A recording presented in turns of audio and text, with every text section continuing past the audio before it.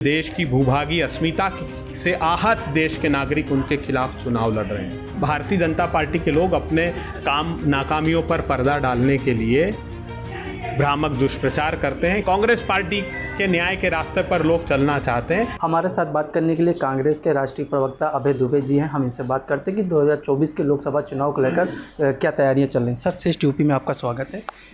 धन्यवाद। श्रेष्ठ यूपी के सभी दर्शकों को मैं हृदय से आभार व्यक्त करता हूं कि मुझे बोलने का अवसर दिया। सर, 24 का चुनाव है, क्या तैयारियां चल रही हैं? 24 के ये चुनाव देश की जनता बनाम भारतीय जनता पार्टी है। ये चुनाव प्रधानमंत्री के खिलाफ वो करोड़ों करोड़ किसान लड़ रहे हैं जिनको फसलों के दाम मांगने पर जीप से रौंद दिया गया। वो युवा मोदी जी के खिलाफ चुनाव लड़ रहे हैं जिनके 12 करोड़ लोगों के रोजगार के अवसर मोदी जी ने छीन लिए। वो समाज का अंतिम पंक्ति में खड़ा हुआ आदमी मोदी जी के खिलाफ चुनाव लड़ रहा है जिनके संसाधन छीन लिए गए और मुट्ठी भर मोदी जी के मित्र धन्ना सेठों को दे दिए गए। ये भारत माँ की अस्मिता और भूभागी अखंडता मोदी जी के खिलाफ चुनाव लड़ रही है कि चीन जो भारत की सीमा में 26 पेट्रोलिंग पॉइंट ऐसे हैं जहाँ पर हम अपनी पेट्रोलिंग नहीं कर सकते। दौलत बेग ओल्डी की जो विश्व की सबसे ऊंची एयर स्ट्रिप हिंदुस्तान की है, उसके नीचे से चीन आकर बैठा है। पेट्रोलिंग पॉइंट 10, 11, 12, 13, 13A तक चीन बैठा हुआ है। जो हमारे शहीद थे परमवीर चक्र, उनकी प्रतिमा हमने जो लगाई थी लद्दाख में, उनको शैतान सिंह जी 13वीं कुमाऊं रेजिमेंट के वो सैनिक थे, उन्होंने अपने प्राणों को आहूत कर दिया। चीन ने उनकी जो प्रतिमा हमने आस्था से लगाई थी उसको नेस्तनाबूद कर ली और कब्जा कर लिया। मगर इस देश के प्रधानमंत्री जी ने भारत के पक्ष में खड़े होने की अपेक्षा चीन के पक्ष में खड़ा होना पसंद किया और कहा कि ना वहाँ कोई आया है ना घुसा हुआ है।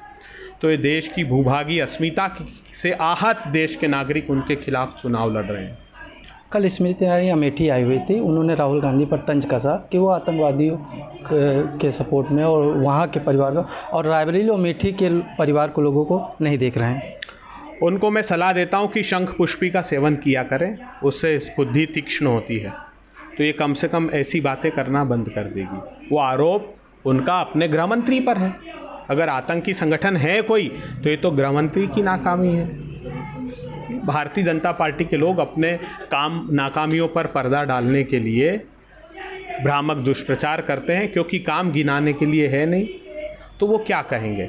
सबसे बड़ी चिंता और पीड़ा उनको है कि कांग्रेस राहुल गांधी जी खड़गे साहब जो न्याय पत्र लेकर आए हैं उससे बौखला गए ये लोग। हर प्रांत का मुख्यमंत्री घोषणा पत्र हमारे जो न्याय पत्र है उसके खिलाफ बोल रहा है, प्रधानमंत्री रोज बोल रहे हैं। ये दर्शाता है कि अंदर तक पीड़ित हैं वो, कि एक तरफ उनका अन्याय उजागर हो रहा है, दूसरी तरफ कांग्रेस पार्टी के न्याय के रास्ते पर लोग चलना चाहते हैं। ये इस बात को प्रतिबिंबित करता है। सर, सूची कब तक जारी हो जाएगी रायबरेली और अमेठी के लिए? जो चुनाव आयोग ने समय सीमा निर्धारित की है उसमें हम लोग अपनी सारी घोषणाएं कर देंगे। तो क्या राहुल जी अमेठी से चुनाव लड़ेंगे दूसरे चरण के बाद?